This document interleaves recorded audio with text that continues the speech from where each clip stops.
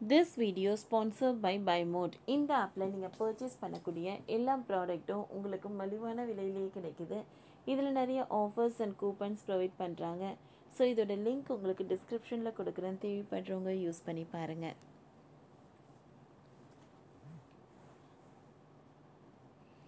ஜப்பானில் மகனை தொலைத்த மாரி செல்வராஜ் பெரிய துயரத்திற்கு தயாரானதாக பேச்சு. இயக்குனர் மாரி செல்வராஜ் இயக்கத்தில் அடுத்து வெளியாக உள்ள படம் பைசன். இதையடுத்து நடிகர் தனுஷை வைத்து ஒரு படம் பண்ண உள்ளார். இதற்கான அறிவிப்பும் வெளியானது. இந்நிலையில் இயக்குனர் ராம் இயக்கத்தில் வெளியாகி உள்ள படமான பறந்துபோ படத்தின் ட்ரெய்லர் வெளியீட்டு விழா சென்னையில் நடைபெற்றது. இதில் கலந்து கொண்ட இயக்குனர் மாரி செல்வராஜ் சமீபத்தில் ஜப்பானுக்கு சென்றபோது கடந்த சம்பவங்கள் குறித்து பகிர்ந்து கொண்டுள்ளார். நான் இயக்குனர் ராம் சரரிடம் இணைந்த பின்னர் அவரும் நானும் அதிகம் பார்த்த படங்கள் என்றால் அது காமெடி படங்கள் தான். களவாணி படத்தை திரையரங்கில் பார்த்துவிட்டு அது போல என்னை படம் எடுக்க சொன்னார். நாங்கள் அதிகம் பேசிக்கொண்டது, அதிகம் பார்த்து எல்லாமே காமெடி படங்கள் தான். ஈழ பிரச்சனையின் போது ராம் சர் மிகவும் கத்தியரமான அரசியல் பேசினார். அதுதான் சினிமா மீதான எனது பார்வையை மாற்றியது. எனது குழந்தைகளுக்கு பெயர் வைத்தது ராம் சார் தான். அவர் வாரத்திற்கு ஒரு முறையாவது ஃபோன் செய்து எனது மகன் குறித்து விசாரிப்பார். மேலும் அவரது மகன் குறித்து பல விஷயங்களை பேசுவார்.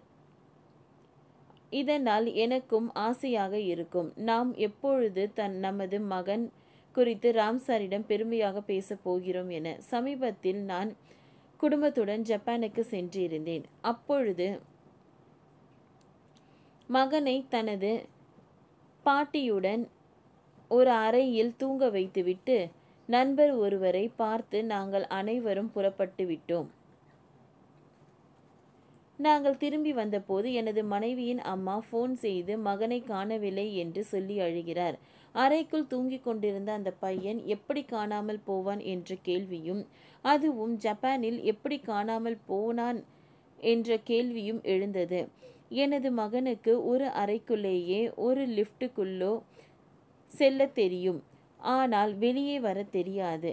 அவனது பாட்டி ஃபோன் செய்து அழுது கொண்டே இருக்கிறார். எனது மனதிற்குள் பயம் தொற்றிக் கொண்டது. சரி, வாழ்வில் ஒரு பெரிய துயரத்திற்கு நாம் தயாராக வேண்டியதுதான் என மனதிற்குள் தோன்றியது. நாங்கள் தங்கியிருந்த ஹோட்டலுக்கு வந்ததும் ஹோட்டலில் வரவேற்பறையில் 2 பெண்களுக்கு நடுவே உட்கார்ந்திருந்தான்.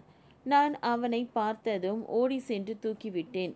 அவன் கண்களில் கண்ணீர் இருப்பதை நான் பார்த்தேன். அறையில் இருந்தவன் எப்படி இங்கு வந்தான் என்றால், அறையில் தூங்கிக் கொண்டு இருந்தவன் தான் அணிந்திருந்த பாம்பர்ஸை கழட்டிவிட்டு சட்டை, பேண்ட் மற்றும் ஷூ போட்டுக்கொண்டு அறையிலிருந்து வெளியேறியுள்ளான். அதன் பின்னர் நான் தங்கியிருந்த அறையை திறக்க முயற்சி செய்துள்ளான். அந்த அறை பூட்டியுள்ளது. அதேபோல் பாட்டி தூங்கிக் கொண்டு இருந்த அறையையும் திறக்க முயற்சி செய்துள்ளான். திறக்க முடியவில்லை. இதனால் அந்த வளாகம் முழுவதும் அந்த அறைகளை தட்டியுள்ளான்.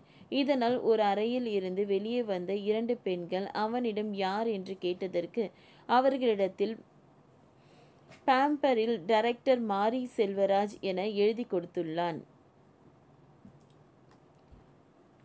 அதன் பின்னர் அவர்கள் அவனை கீழே வரவேற்பறைக்கு அழைத்து வந்து விசாரித்தார்கள்.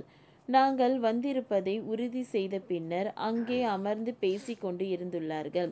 இது தொடர்பாக நான் பெருமையாக என் மகன் எந்த அளவுக்கு வளர்ந்துள்ளான் என்பதை ராம் சாரிடம் கூறினேன். உடனே அவர் சொன்னது, இனிமேல் உனது சினிமா மாறும், மற்றவர்கள் மீது நம்பிக்கை வரும் என்று கூறினார். இந்த சம்பவம் தொடர்பாக மாரி செல்வராஜ் பகிர்ந்தது இணையத்தில் வேகமாக பரவி வருகிறது. ஓகே ஃப்ரெண்ட்ஸ், இந்த வீடியோ உங்களுக்கு யூஸ்ஃபுல்லாக இருந்ததுன்னா லைக் பண்ணுங்கள், ஷேர் பண்ணுங்கள், சப்ஸ்கிரைப் பண்ணுங்கள். தேங்க்யூ.